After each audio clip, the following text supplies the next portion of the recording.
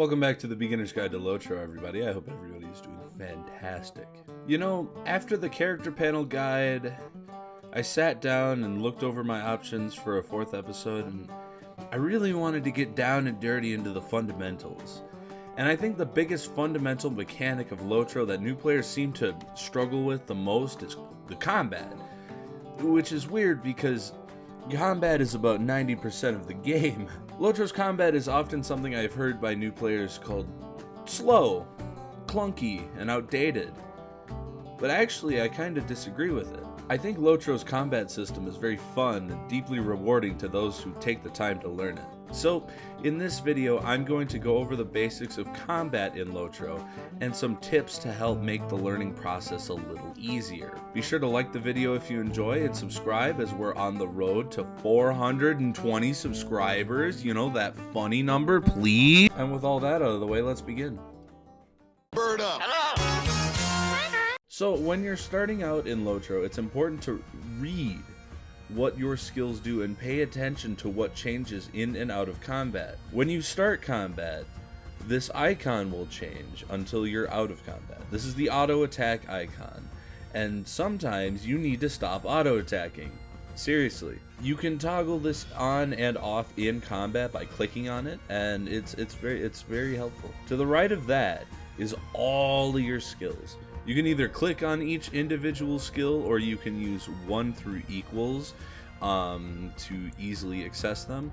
But you might be thinking, hey, wait, that's only one row of skills, there's 4.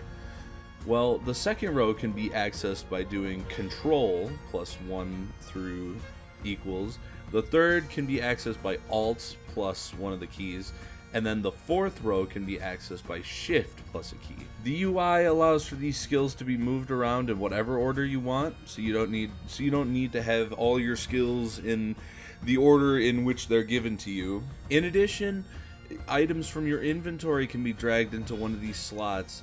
With this, you can put out potions, food, and other buffs that can be easily accessed before a tough fight. Let's say that you're going along and you're kind of rearranging your skills, and one of your skills gets accidentally dragged off the face of the earth and it's gone. What are you gonna do? Well, if you press K or go to your character panel and press skills, you're able to drag any active or mount skill by clicking on the icon and putting it back into the quick slots. Bird up. Now that we've established the UI where the magic happens, how does attacking actually work? Almost every skill that players are able to use has a cooldown, as there's only a select few skills in the game, in maybe a couple arsenals, that can be spammed infinitely. Understanding and planning accordingly with some cooldowns is extremely important. For example, with the footage that I have on screen now, a pivotal trait of Captain is that he can revive his allies in the middle of combat, whereas most healers need to wait until they're out of combat to do so. But the skill is on a 5-minute cooldown, which is very long, right? A boss fight can happen in 5 minutes. So he needs to be aware when one of his allies kicks the bucket and act accordingly. Every skill also has range, and this can be observed by hovering over each skill seen here. If you're too far away from the enemy to use a skill, a red circle will appear in the corner like this. The shortest range skills are most melee skills, and the longest range skill is Guardian's Fray the Edge, with a whopping 60-meter range with no buffs. That is crazy, man. Oh my god. In addition, for some melee classes, some of Minstrel's kit, Yellow Rune Keeper, and like some of Loremaster's kit, as you press a skill, it will happen instantly. However, for everything I didn't just mention, there is what's called an induction. An induction is how long an attack needs to be charged up for, and it can be seen with this blue bar here. Most inductions are quite short, but others, are quite long. Some skills, like Runekeeper's Rousing Words or Smoldering Wrath and Bjorning's Relentless Maul, have an induction where the action is happening as the induction bar goes down. And finally, the thing that turns people away from Lotro's combat system the most I'm gonna refer to it as the Q, right?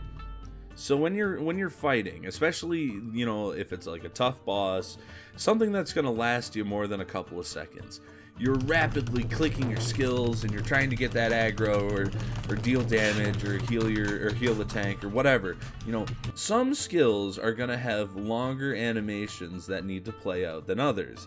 And the next few skills that you click, I think like the next like 2 will need to like wait. And so there's a yellow icon surrounding it, thus what I'm going to refer to as the queue. There are some exceptions to this, and usually those are the skills that interrupt inductions, because those animations will override a previous one. And that's information that's not available by hovering over, you know, those skills. And thus is an easy thing new players can get frustrated with. So, good things to keep in mind all around. Oh my God! So, there you have it, ladies and gentlemen. The ins and outs of combat have been revealed somewhat plainly, I hope. And if there are any questions, please feel free to ask in the comments. Also, subscribe while you're down there. Pretty please. We are so close to my dream of 420 subscribers, over 80% actually. So if you want to see more guides in the future, maybe a let's play here or there, do me, and more importantly, do yourself a favor and just check if you're subscribed. I think that's about it for me, so I'll see you guys later. Hey, I got a run. Yay!